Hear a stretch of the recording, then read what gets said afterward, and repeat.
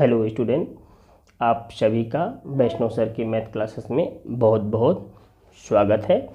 चलें, तो आज हम कक्षा 10 प्रश्न बैंक 2021-22 विषय गणित के प्रश्नों को हल करना सीखेंगे। तो चलें, अध्याय 2 बहुपद।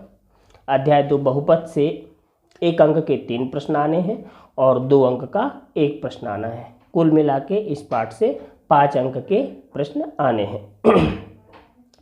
तो चलें, तो सबसे पहला काम अपन विकल्प देखते हैं। पहला विकल्प क्या है? द्विघात बहुपद ax² + bx + c के शून्यक अल्फा बीटा हो तो अल्फा इंटू बीटा का मान। तो अल्फा इंटू बीटा का ये तो सूत्र ही हो गया। तो शून्यक के गुणनफल का सूत्र क्या होता है? c/a। तो इसका उत्तर हो गया ए नंबर। फिर आ जाए दूसरा सवाल। द्विघात बहुपद के हमको क्या ज्ञात करना है? इसमें शून्यकों का योगफल। तो शून्यकों के योगफल के सूत्र क्या होता है? b/a। तो इसका जो है सी नंबर का उत्तर क्या हो गया? सही हो गया। तीसरे नंबर में हमको क्या निकालना है? ax + b का शून्यक ज्ञात करना है। तो इसका शून्यक क्या होगा? हम क्या करेंगे? धन b, पहले ax + b को 0 के बराबर कर ले और धन b को पक्षांतर करके ले जाएंगे तो ऋण b हो जाएगा। इसके बाद a का इधर गुणा है, उस तरफ पक्षांतर करके ले जाएंगे तो भाग हो जाएगा। तो शून्यक क्या प्राप्त हो गया? ऋण b/a। अब आ जाए अगला प्रश्न। x² ऋण 3 के शून्यक। तो इसके शून्यक ज्ञात करना है। तो सबसे पहला काम हम 3 को √3 का स्क्वायर लिख लेंगे, क्योंकि √3 का गुणा 2 बार करेंगे तो 3 आएगा। फिर इसके बाद इसमें क्या करेंगे? अपन a - b और a + b का फार्मूला लगा देंगे। सूत्र क्या होता है? a² - b² = a - b × a + b। तो a की जगह पर x है, b की जगह पर √3 है। तो अपन हर जगह a की जगह x, b की जगह √3 रख देंगे। तो हमको क्या प्राप्त हो गया? x ऋण √3, x धन √3। अब इसको अलग अलग 0 के बराबर करें। तो x ऋण √3 = 0 या x धन √3 = 0। तो ऋण √3 को पक्षांतर करके इधर लाएंगे तो हो जाएगा x = धन √3 और धन √3 को पक्षांतर करके इधर लाएंगे तो हो जाएगा x = ऋण √3। तो हमको 2 शून्यक मिल गए, धन √3 और ऋण √3। तो इसका सही उत्तर क्या होगा? चौथे का ए नंबर, धन ऋण √3। अब आते हैं 5वें नंबर के सवाल में।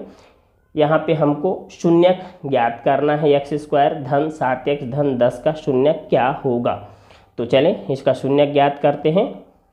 x² धन 7x धन 10 का गुणनखंड निकालेंगे। तो सबसे पहला काम शुरू की और अंतिम की संख्या का गुणा करेंगे। तो 10 एक कम 10 और बीच वाली संख्या को वैसे ही लिख लेंगे। अब हमको ऐसी संख्या ढूंढना है जिसका गुणा करने पर 10 प्राप्त हो और जोड़ने घटाने पर 7 प्राप्त हो। तो ऐसी संख्या क्या है? 2 पंचे 10, क्योंकि 2 और 5 को जोड़ेंगे तो 7 आ जाएगा, गुणा करेंगे तो 10 आ जाएगा। तो अब हम बीच वाली संख्या को 2x धन 5x लिखेंगे। तो लिख लेते हैं x² धन 2x धन 5x धन 10 को लिख लेंगे 2 × 5। अब पहले जोड़े से दोनों के पास x मिल रहा है तो x को बाहर निकाल देंगे तो अंदर बचा x धन 2। दूसरे जोड़े से दोनों के पास 5 मिल रहा है तो 5 को बाहर निकालेंगे तो अंदर बचेगा x धन 2। फिर अब देखें दोनों जोड़े में हमको x धन 2 मिल रहा है कॉमन, तो दोनों से x धन 2 को फिर से उभयनिष्ठ निकाल लेंगे तो अंदर क्या बचेगा? x धन 5। अब इन दोनों को शून्यक ज्ञात करने के लिए 0 के बराबर कर दें। तो x धन 2 = 0 या फिर x धन 5 = 0। अब धन 2 को पक्षांतर करके उस पार ले जाएंगे तो ऋण 2 हो जाएगा और धन 5 को पक्षांतर करके उस पार ले जाएंगे तो ऋण 5 हो जाएगा। तो हमको 2 शून्यक ऋण 2 और ऋण 5 प्राप्त हो गए। आते हैं 6वें नंबर में। तो 6वें नंबर में हमको जो बहुपद दिया है उसकी घात बताना है। तो सबसे बड़ी घात बताना है तो क्या करेंगे? प्रथम बहुपद और द्वितीय बहुपद दोनों के बड़ी घात वाले पदों का आपस में गुणा कर देंगे। तो पहले बहुपद का बड़ी घात वाला पद x है और दूसरे बहुपद के बड़ी घात वाला पद क्या है? x की घात 4। अब इन दोनों का हम आपस में क्या करें, गुणा कर देंगे तो x की घात 5 हो गई। तो बहुपद की घात क्या हो जाएगी, 5, मतलब डी नंबर का उत्तर हमारा सही है। अब आते हैं 7वें नंबर का प्रश्न। द्विघात बहुपद के शून्यक ऋण 3 और 4 दिया है, तो हमको द्विघात बहुपद बना के बताना है कि कौन सा होगा। तो शून्यक मतलब अपने को 2 शून्यक दिए हुए हैं, है ना। अब तो वर्ग समीकरण द्विघात समीकरण बनाने का सूत्र क्या होता है, x² ऋण अल्फा धन beta into x plus alpha into beta. तो इसमें जो 2 शून्यक दिए हैं अल्फा और बीटा, उसके मान को अपन रख देंगे।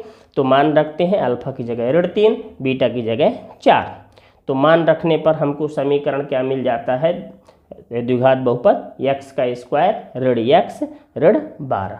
तो ये कौन सा उत्तर सही हो जाएगा, 7वें का ए नंबर का उत्तर सही है। अब आते हैं 8वां प्रश्न।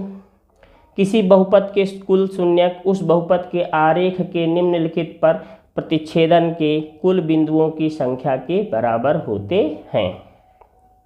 तो अब देखो, बहुपद में जो आलेख में अपन शून्यक कैसे ज्ञात करते थे, पिछली वीडियो में हम लोग देख चुके हैं कि x अक्ष पर जितनी बिंदुओं पर px का ग्राफ प्रतिच्छेद करता है वही हो जाती है शून्यकों की संख्या। तो किस अक्ष पर प्रतिच्छेद के लिए हम देखे थे, x अक्ष पर। तो इसका सही विकल्प का उत्तर हो गया x अक्ष पर ए नंबर, है ना। अब आते हैं प्रश्न नंबर 2। प्रश्न नंबर 2, रेखीय बहुपद ax धन b का शून्यक क्या होगा। हम विकल्प 5 में, विकल्प में जो तीसरे नंबर में देख चुके हैं, एक x प्लस बी का शून्यक बताना है। तो ax प्लस बी को 0 के बराबर करेंगे, फिर धन b को पक्षांतर करके उस पार ले जाएंगे तो हो जाएगा ऋण b, फिर a का इधर गुणा है उधर ले जाएंगे तो भाग हो जाएगा, मतलब शून्यक मिल जाएगा ऋण b बटे a। अब आते हैं दूसरा नंबर। 2 बहुपदों का गुणनफल एक खाली स्थान होता है। तो ध्यान रखिए, 2 बहुपदों का आपस में गुणा करेंगे तो हमको एक बहुपद ही प्राप्त होगा, इसलिए खाली स्थान में बहुपद भरेंगे। तीसरे नंबर के सवाल में बहुपद x² धन 4x धन 8 के शून्यकों का योग।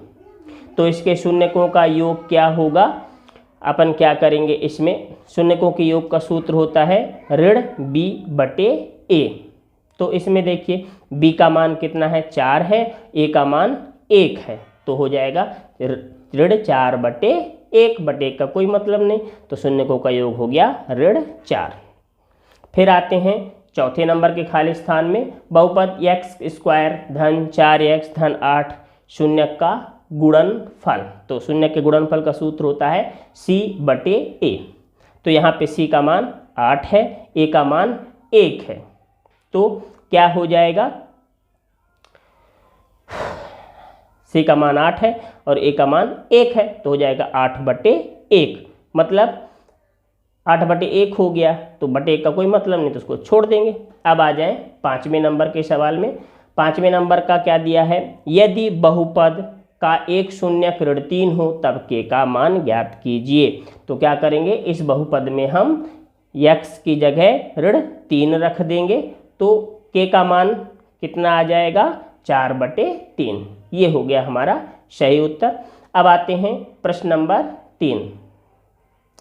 तो सत्य असत्य लिखिए। तो अब आपको इसमें हमको क्या बताना है, सत्य और असत्य। बीजी व्यंजक x² ऋण 2 रूट x धन 7 बहुपद नहीं है।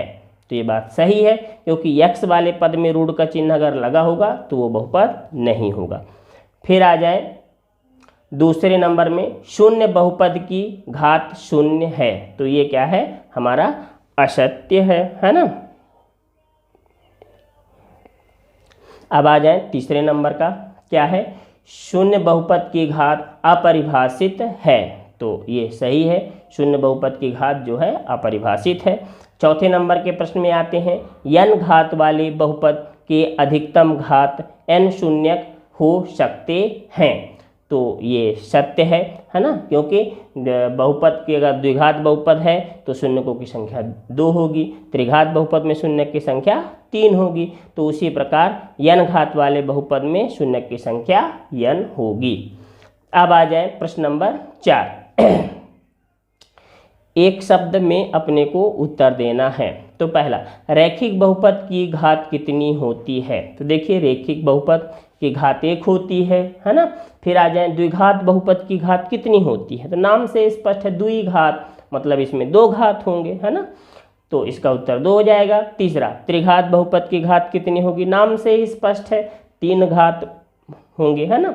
अब आ जाए चौथा नंबर, तो px के लिए y बराबर px का ग्राफ नीचे आकृति में दिया है। px के शून्यकों की संख्या लिखिए। तो चलिए इसमें हम देखेंगे कि जो हमारा px का ग्राफ है x अक्ष को कितने बिंदु पर प्रतिच्छेद कर रहा है। तो हम देख पा रहे हैं कि हमारा ग्राफ जो है 2 बिंदु पर प्रतिच्छेद कर रहा है, इसलिए शून्यकों की संख्या क्या होगी? 2 होगी। अब आ जाए प्रश्न नंबर 5, एक द्विघात बहुपद ज्ञात कीजिए जिनके शून्यकों के योग तथा गुणनफल 1/4 और ऋण 1 है। तो चलिए अब द्विघात बहुपद ज्ञात करना है, हमको शून्यक दिए हुए हैं। तो चलें पहला काम, शून्यक का योगफल हमको दिया है 1/4, तो अल्फा प्लस बीटा बराबर 1/4 और अल्फा इंटू बीटा बराबर ऋण 1। आवाज़ थोड़ा सा ज़्यादा हो रही है ना टीवी के। तो अल्फा धन बीटा बराबर 1/4, अल्फा इंटू बीटा का मान कितना है? ऋण 1। तो इसमें क्या करते हैं हम? पहला काम, अल्फा प्लस बीटा का सूत्र क्या होता है?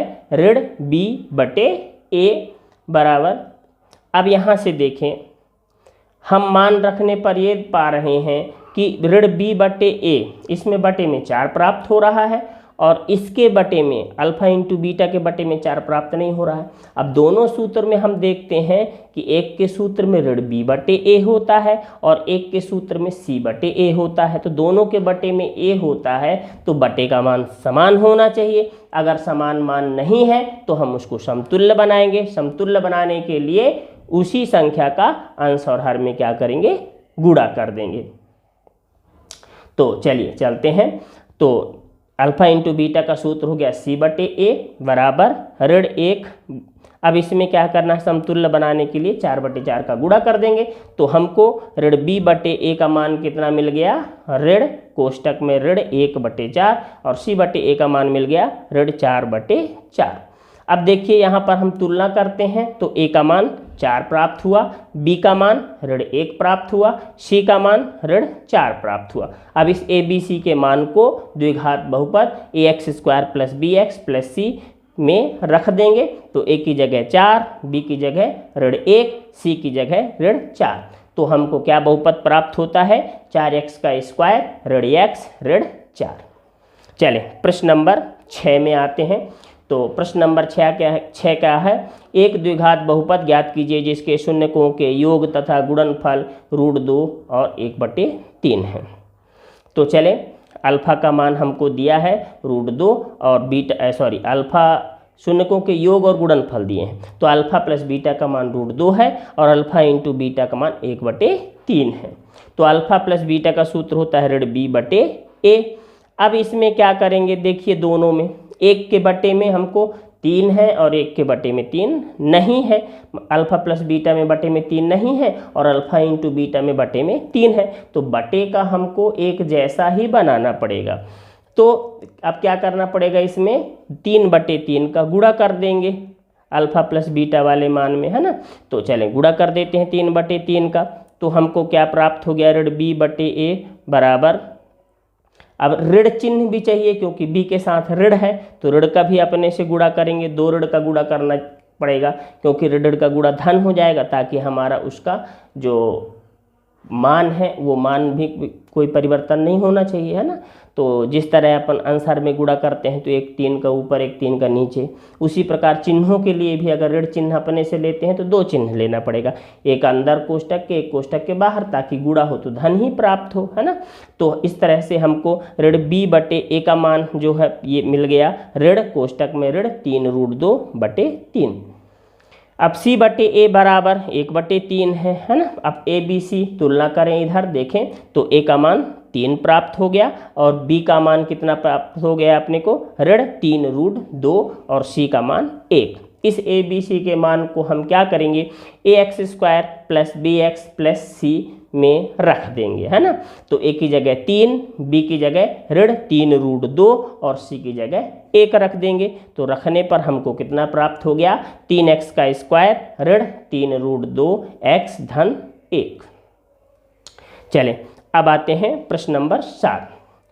फिर से हमको द्विघात बहुपद ज्ञात करना है ना, जिसमें शून्यकों का योग और गुणनफल 1 1 दिया है। तो हमको अल्फा प्लस बीटा का मान 1 दिया है, अल्फा इंटू बीटा का मान भी 1 दिया है। अब देखिए दोनों के बटे में कुछ नहीं है तो ये बहुत आसान हो गया, क्योंकि हमको समतुल्य बनाने की आवश्यकता नहीं है, क्योंकि और जिसके बटे में कुछ ना हो उसके बटे में हम क्या कर लेते हैं अपने से 1। तो चलें इधर बटे में 1 कर लिए, लेकिन बस इतना इधर एक काम करना पड़ेगा, b वाला पद ऋण में है और इधर b वाले पद के स्थान पर धन 1 है, तो इधर हमको 2 ऋण लेना पड़ेगा। तो एक ऋण अंदर एक ऋण बाहर ले लिए। तो हमको ऋण b बटे a बराबर ऋण कोष्टक में ऋण 1 बटे 1 प्राप्त हो गया और c बटे a बराबर 1 बटे 1 प्राप्त हो गया, है ना। अब चलें तो तुलना कर दें। तो a की जगह पर 1 है, ऋण b है ना, नहीं ऋण b हमको नहीं देखना, b की जगह पर ऋण 1 है और c की जगह पर 1 है। तो हमको ABC का मान प्राप्त हो गया। इस ABC के मान को हम द्विघात बहुपद ax² plus bx plus c में रख देंगे। तो a की जगह 1, b की जगह ऋण 1, c की जगह 1 रखेंगे। तो चलें रख देते हैं। तो हो गया, a की जगह 1 रख दिए, b की जगह ऋण 1 और c की जगह 1 रखने पर हमको बहुपद क्या प्राप्त हो गया, x² ऋण x धन 1। चलें अगला प्रश्न क्या है हमारा 8 नंबर। अब हमको शून्यकों का योगफल ऋण 3 दिया है और गुणनफल 2 दिया है। तो अल्फा प्लस बीटा ऋण 3, alpha into beta 2। Alpha plus beta का सूत्र क्या होता है, ऋण b बटे a। तो ऋण b बटे a हो गया। अब इधर ऋण 3 के बटे कुछ नहीं है तो बटे 1 लिख लेंगे। अब आ जाए इस तरफ, अल्फा इंटू बीटा का सूत्र होता है c बटे a। अब 2 के बटे कुछ नहीं है तो 1 लिख लेंगे। और अब इधर तुलना कर दें तो a के स्थान पर 1 है, b के स्थान पर 3 है और c के स्थान पर 2 है। तो हमको ABC का मान प्राप्त हो गया। अब इस ABC के मान को हम बहुपद में रख देंगे। तो a की जगह 1 रखेंगे, b की जगह 3 रखेंगे, c की जगह 2 रखेंगे। तो हमको बहुपद क्या प्राप्त हो गया, x² धन 3x धन 2। अब आते हैं प्रश्न नंबर 9। तो प्रश्न नंबर 9 में आ जाए। अब हमको शून्यकों का योगफल जो है ऋण 1 बटे 4 दिया है और गुणनफल 1 बटे 4 दिया है। तो चलें अल्फा प्लस बीटा का सूत्र होता है ऋण b बटे a। तो इधर अब कुछ नहीं करना है, ऋण 1 बटे 4 वैसे लिख लेंगे। इस तरफ अल्फा इंटू बीटा का सूत्र क्या होता है, c बटे a। तो इधर भी अब कुछ नहीं करना है, सीधा सीधा, क्योंकि ये इधर समतुल्य पहले से ही प्राप्त हो गया, नीचे की संख्याएं समान हैं और ऋण की भी झंझट नहीं है, क्योंकि b ऋण में है तो उसके समान जो पद है समतुल्य वो भी ऋण में है, तो इधर ज़्यादा वर्क नहीं है। तो हमको इस प्रकार सीधे अब तुलना कर देंगे। तो a का मान 4 हो गया a की जगह पर, और b की जगह पर मान कितना है 1 है, और c की जगह पर मान कितना हो गया 1 हो गया। तो हमको ABC का मान प्राप्त हो गया। इस ABC के मान को हम द्विघात बहुपद में रख देंगे। तो a की जगह 4, b की जगह 1, c की जगह 1 रखने पर हमको द्विघात बहुपद मिल गया 4x का स्क्वायर धन x धन 1। अब आते हैं प्रश्न संख्या 10। एक द्विघात बहुपद जिसके शून्य का योग 4 दिया है और गुणनफल कितना दिया है, 1 दिया है। तो चलें अब इसका शून्य ज्ञात करते हैं। तो सबसे पहला काम हमको शून्यकों का योग मतलब अल्फा प्लस बीटा। तो अल्फा प्लस बीटा का मान कितना दिया है, 4 दिया है, और अल्फा इंटू बीटा का मान कितना दिया है हमको, 1 दिया है। तो चलें अल्फा प्लस बीटा का सूत्र होता है ऋण b बटे a।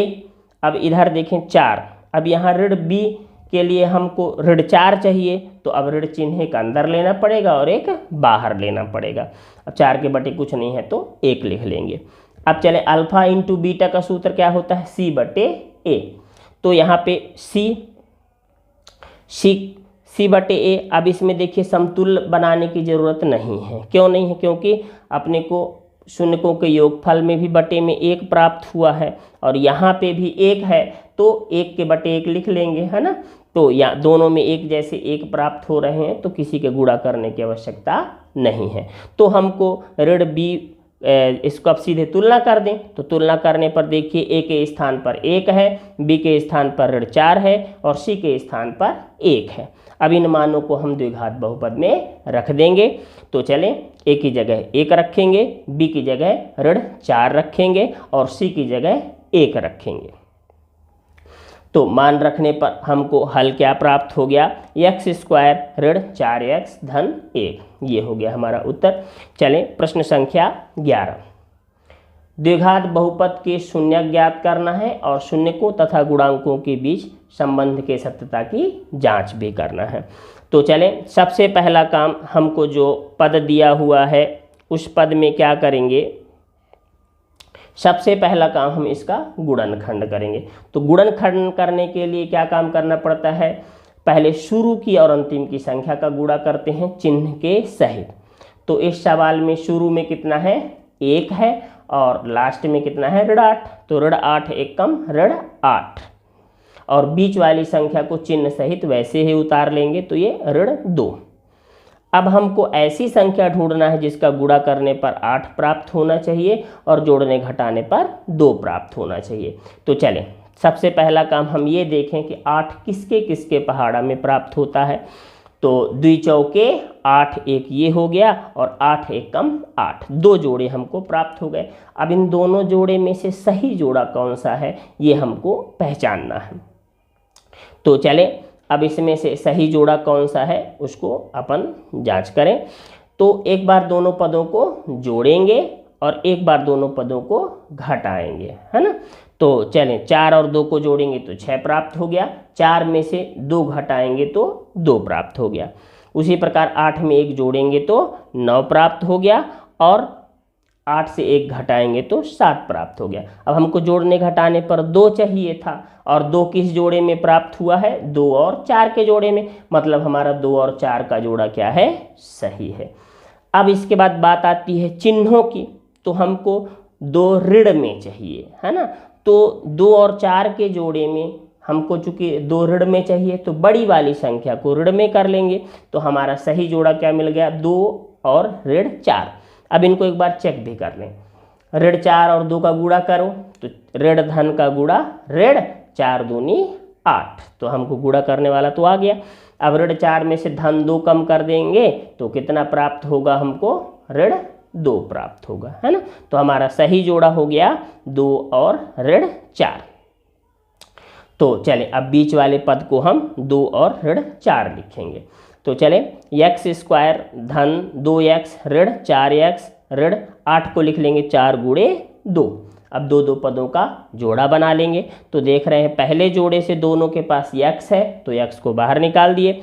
दूसरे जोड़े में दोनों के पास ऋण चिन्ह भी मिल रहा है और 4 भी मिल रहा है, तो ऋण को भी बाहर निकाल देंगे और 4 को भी बाहर निकाल दिए। तो यहाँ से भी हमारे पास बच गया x धन 2। अब x धन 2 को फिर से दोनों से बाहर निकाल दें तो क्या का अंदर क्या बचेगा? x ऋण 4 बचेगा। तो ये हमारा गुणनखंड हो गया। अब गुणनखंड प्राप्त हो गया हमको। अब क्या करेंगे? हम इसको 0 के बराबर करेंगे। तो चलें, इसको क्या करेंगे? चूँकि गुणनखंड प्राप्त हो गया तो इस बहुपद का मान क्या होगा? 0 के बराबर होना चाहिए, है ना। चलें, तो अब तो हमको जो गुणनखंड प्राप्त हुआ है ना, ये क्या है? इनका मान 0 के बराबर लिखेंगे। तो x धन 2 बराबर 0 या फिर x ऋण 4 बराबर 0। धन 2 को पक्षांतर करके उस तरफ ले जाएंगे तो हो जाएगा ऋण 2 और ऋण 4 को पक्षांतर करके उस तरफ ले जाएंगे तो हो जाएगा धन में 4।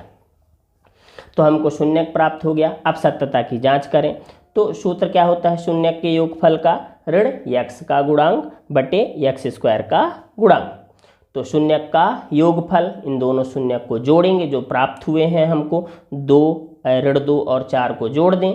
फिर इसके बाद इस तरफ देखें ऋण x का गुणांक। तो x का गुणांक क्या है? ऋण 2, तो x का गुणांक की जगह ऋण 2 रख देंगे। फिर x स्क्वायर का गुणांक कितना है हमारे पास 1, तो हम x स्क्वायर के गुणांक की जगह 1 रख देंगे। अब 4 में से ऋण 2 कम हो गया तो 2 बचेगा, है ना। अब इस तरफ आए, ऋण ऋण का गुणा हो गया धन, तो ये 2 हो गया, बट 1 का कोई मतलब नहीं तो छोड़ देंगे, तो ये भी 2, तो दोनों पक्ष बराबर आ गए। तो ये हमारा योगफल के लिए संबंध है, सत्यता की जांच हो गई। अब शून्यक के गुणनफल के लिए, तो शून्यक के गुणनफल का सूत्र क्या होता है, अचर राशि बटे एक्स स्क्वायर का गुणांक। तो शून्यक का गुणनफल, अब जो ये शून्यक प्राप्त हुए हैं इन दोनों का गुणा करें, ऋण 2 गुणे 4, तो हो गया ऋण 2 का गुणा 4 में करेंगे तो 4 दूनी 8, तो इधर ऋण 8 प्राप्त हो गया। अब इधर आए आचार राशि, आचार राशि कितनी हमारे पास ऋण 8 है।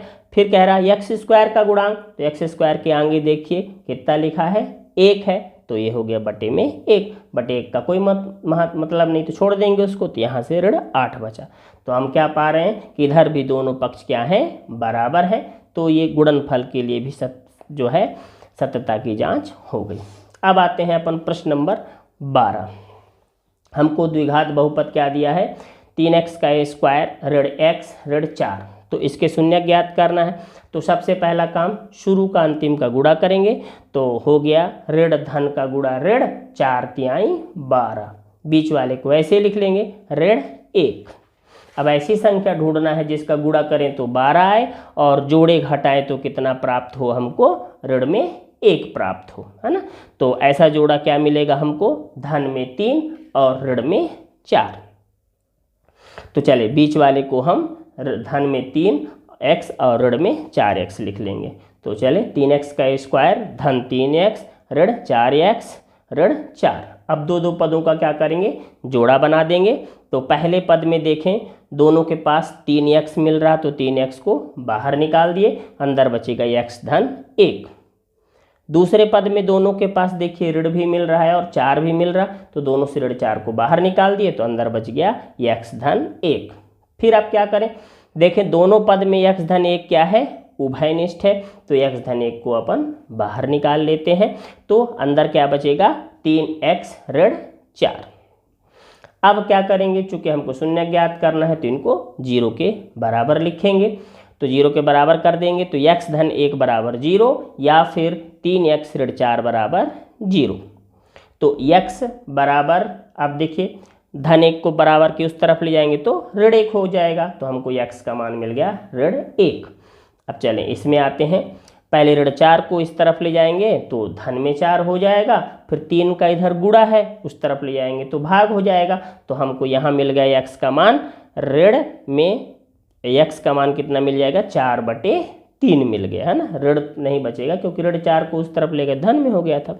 तो हमको 2 शून्यक प्राप्त हो गए, एक ऋण 1 और एक शून्यक मिल गया 4/3। अब चलें सत्यता की जाँच करते हैं। तो शून्यक का योगफल, शून्यक के योगफल का सूत्र क्या होता है, ऋण x का गुणांक बटे x स्क्वायर का गुणांक। अब जो शून्यक प्राप्त हुए हैं उनको जोड़ेंगे, तो एक शून्यक हमको ऋण 1 प्राप्त हुआ है और एक शून्यक 4/3, इन दोनों को जोड़ते हैं, तो जोड़ने पर क्या प्राप्त होगा 1/3। अब इधर आ जाए, अब देखें ऋण ऋण का गुणा कितना हो जाएगा धन, तो 1/3, तो यहाँ पे हमको दोनों पक्षों में 1/3 प्राप्त होता है, इसलिए योगफल के लिए सत्यता की जांच हो गई। अब आते हैं शून्यक का गुणनफल, इसका सूत्र क्या होता है, अचर राशि बटे x स्क्वायर का गुणा। अब जो 2 शून्यक प्राप्त हुए हैं दोनों शून्यक का आपस में गुणा करेंगे, तो गुणा करेंगे तो कितना प्राप्त हो गया, ऋण में 4/3। अब इधर देखें अचर राशि जिसमें x ना हो तो कितनी है हमारे पास, ऋण 4, और x स्क्वायर का गुणांक कितना है हमारे पास 3, तो ये भी प्राप्त हो गया ऋण 4/3। तो यहाँ पे भी दोनों पक्ष बराबर आ गए, मतलब सत्यता की जांच हो गई। अब आते हैं अपन प्रश्न संख्या 13। तो जो हमको बहुपद दिया है इसमें भी हमको शून्य ज्ञात करना है और सत्यता की जांच करना है। तो चलें हमारा बहुपद जो दिया है उसका गुणनखंड ज्ञात करेंगे। गुणनखंड ज्ञात करने के लिए शुरू की और अंतिम की संख्या का गुणा करेंगे। तो शुरू में 1 है और अंतिम में 10 है, तो 10 1 कम 10।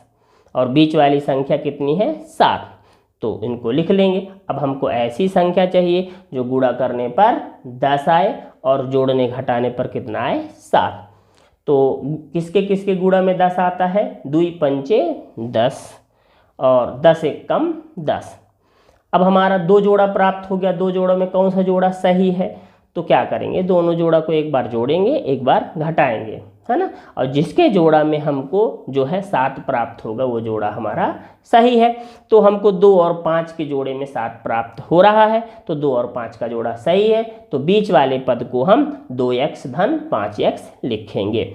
तो चलें, x स्क्वायर धन 2x धन 5x धन 10 को लिख लेंगे 2 गुणे 5। अब 2 पदों का जोड़ा बना लेंगे। जोड़ा बन गया। पहले जोड़े में दोनों के पास x मिल रहा है, तो अपन x को क्या करेंगे, बाहर निकाल लेंगे। बाहर निकाल लिए तो अंदर बचेगा कितना, x धन 2। अब दूसरे जोड़े में दोनों के पास 5 मिल रहा है, तो 5 को बाहर निकाल लेंगे, तो अंदर क्या बचेगा, x धन 2।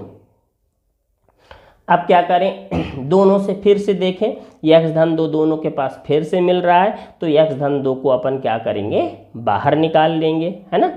चलें, तो अंदर बचेगा x धन 5। अब जो ये हमको गुणनखंड प्राप्त हुआ है, इसको हम क्या करेंगे, 0 के बराबर रख देंगे। तो हमको x धन 2 बराबर 0 या फिर x धन 5 बराबर 0। धन 2 को इस तरफ लाएंगे तो हो गया ऋण 2 और धन 5 को इस तरफ लाएंगे तो हो गया ऋण 5। तो हमको 2 शून्य प्राप्त हो गए, ऋण 2 और ऋण 5। अब चले सत्यता की जांच करते हैं। तो शून्यकों का योगफल, तो दोनों शून्यकों को क्या करेंगे, जोड़ेंगे। ऋण 2 धन ऋण 5। अब देखिए ऋण 5 और ऋण में 2 है, दोनों समान चिन्ह जुड़ जाएगा, ऋण में आ जाएगा 7। अब इधर आए, ऋण x का गुणांक, तो x का गुणांक कितना है हमारे पास 7 है, और x स्क्वायर का गुणांक कितना है हमारे पास 1 है। तो यहाँ मिल गया हमको ऋण 7 बटे 1 का कोई मतलब नहीं है ना, तो ऋण 7। तो दोनों पक्ष बराबर आ गए, तो योगफल के लिए सत्यता की जांच हो गई। अब आते हैं शून्यक का गुणनफल।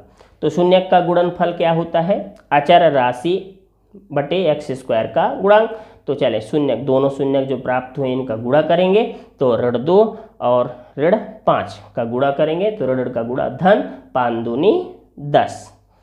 अब अचर राशि कितना है हमारे पास 10 है, और x स्क्वायर का गुणांक 1, तो बटे 1 का कोई मतलब नहीं, इसको छोड़ देंगे। तो यहाँ से कितना प्राप्त हो गया 10। तो दोनों पक्ष फिर से हमको बराबर 10-10 प्राप्त हो गए, तो यहाँ पे गुणनफल की भी सत्यता की जांच हो गई।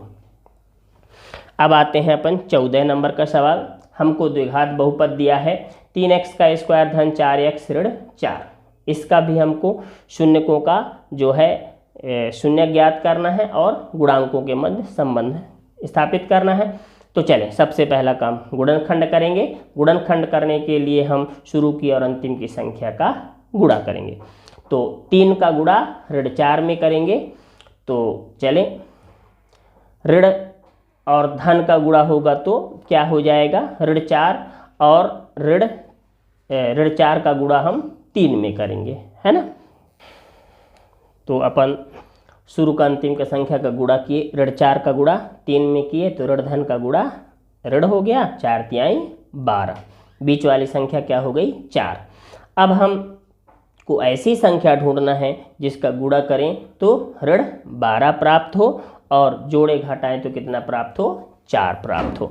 तो चलें, 12 प्राप्त किसके किसके गुणा करने पर 12 प्राप्त होता है हम देख लें। 4 तिहाई 12, 2 छक्का 12 और 12 एकम 12।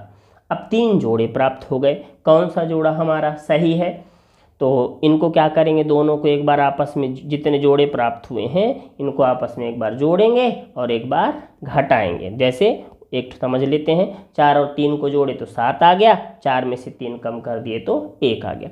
इसी प्रकार सभी को एक बार जोड़ लेंगे, एक बार घटा लेंगे।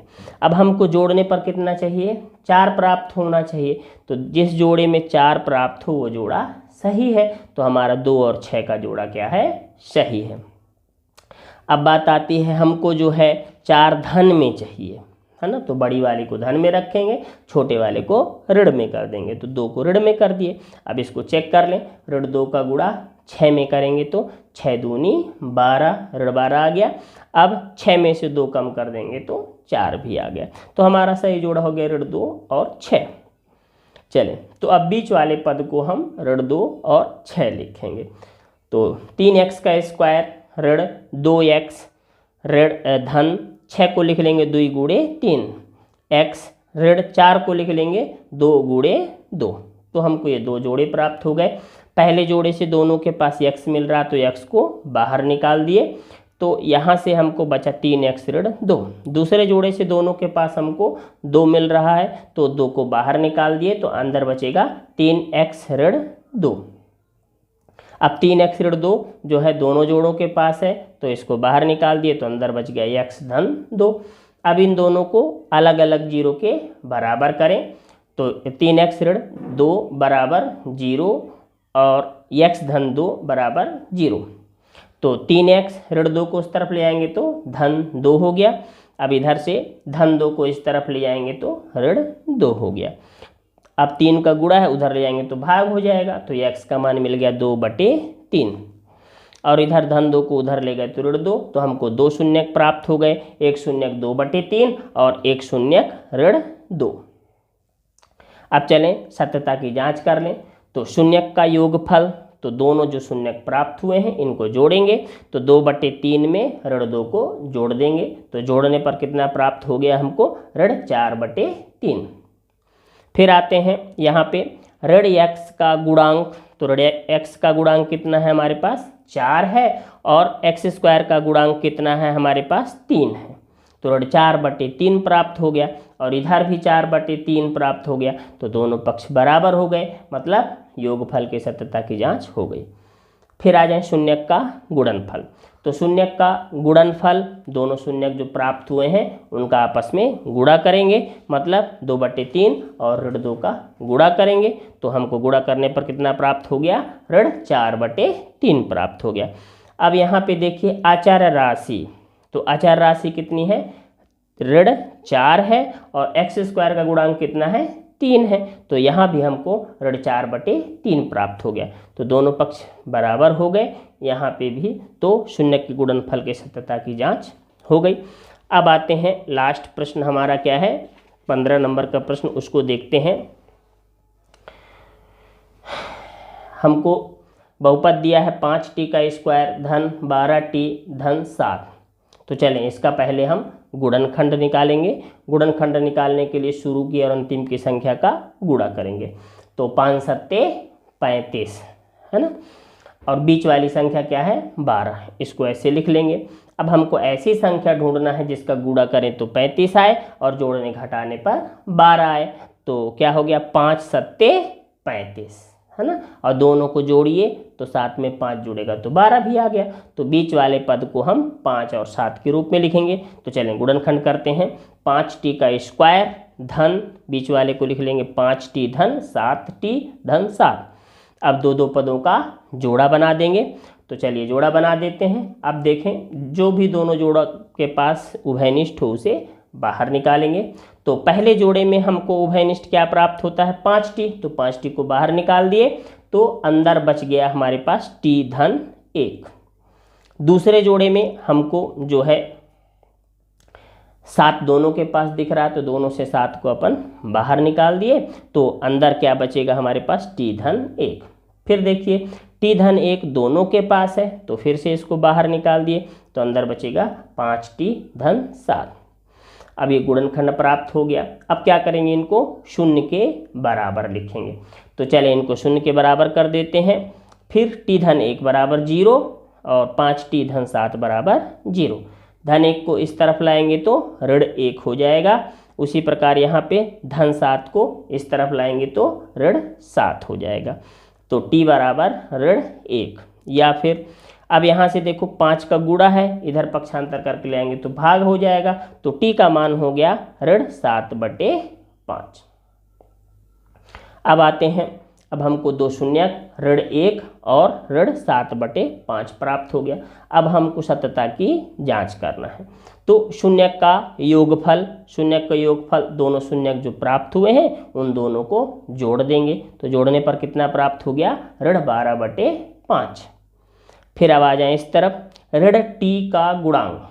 तो t का गुणांक कितना है हमारे पास? 12। तो t की जगह 12 रख देंगे गुणांक की जगह। अब टी स्क्वायर का गुणांक, तो टी स्क्वायर का गुणांक कितना है? 5। तो इधर भी हमको मिल गया ऋण 12/5। तो दोनों पक्ष बराबर हो गए, मतलब हमारा योगफल के संबंध की सत्यता की जांच हो गई। अब आते हैं गुणनफल। तो शून्यक का गुणनफल जो शून्यक प्राप्त हुए हैं उन दोनों को आपस में गुणा करेंगे। तो ऋण 1 गुणे ऋण 7/5। ऋण का गुणा होगा तो क्या हो जाएगा? धन में हो जाएगा, है ना। तो मिल गया हमको 7/5। अब इधर आए, अचर राशि कितनी है इस सवाल में हमारे पास? जिसमें ABCD वाले अक्षर ना हो उस अचर राशि में आएगा। तो 7। फिर सवाल में t है तो टी स्क्वायर का गुणांक। तो टी स्क्वायर का गुणांक कितना है? 5। तो यहाँ पे 5 रख दिए। तो इधर भी हमको कितना मिल गया? 7/5। तो दोनों पक्ष हमारे क्या आ गए? बराबर आ गए, मतलब संबंध जो है सत्यता की जांच हो गई। तो स्टूडेंट, आशा करते हैं कि आप सभी को जो है इस पाठ के सभी सवाल समझ में आ गए होंगे। थोड़ा सा हो सकता है कि स्पीड पढ़ाना, तो वो क्या है कि समय कम से कम लगे। आप लोगों का समय बहुत उपयोगी है, तो समय का ध्यान रखते हुए थोड़ा सा फास्ट पढ़ाना पड़ा है। पर सब लोग खूब मेहनत करें। हम भी आप लोगों के लिए जल्द से जल्द सभी पाठों की जो है, सभी अध्याय, गणित के जितने भी अध्याय हैं सभी अध्यायों की वीडियो आपको हम उपलब्ध करा देंगे, जिससे आप लोगों की परीक्षा की तैयारी बहुत अच्छे तरीके से हो सके और आप लोग परीक्षा में बहुत अच्छे अंकों से उत्तीर्ण हो सकें, है ना। तो वीडियो को क्या करें, ज़्यादा से ज़्यादा लाइक करें, शेयर करें, कमेंट करें और सब्सक्राइब ज़रूर कर लें। सब्सक्राइब कर लेंगे तो क्या होगा कि जो भी हमारी अगली वीडियो जैसे ही हम अपलोड करेंगे तो आपको नोटिफिकेशन प्राप्त हो जाएगा। तो आप तुरंत उसको देख करके उस पाठ की तैयारी अच्छे तरह से कर सकते हैं, है ना। तो हम बहुत जल्द जो है, हो सकेगा तो सुबह तक आपको या कल तक आपको जो अगली वीडियो प्राप्त हो जाएगी। सब्सक्राइब कर लेंगे तो आपको नोटिफिकेशन भी प्राप्त हो जाएगा। आप सभी विद्यार्थियों का बहुत बहुत धन्यवाद।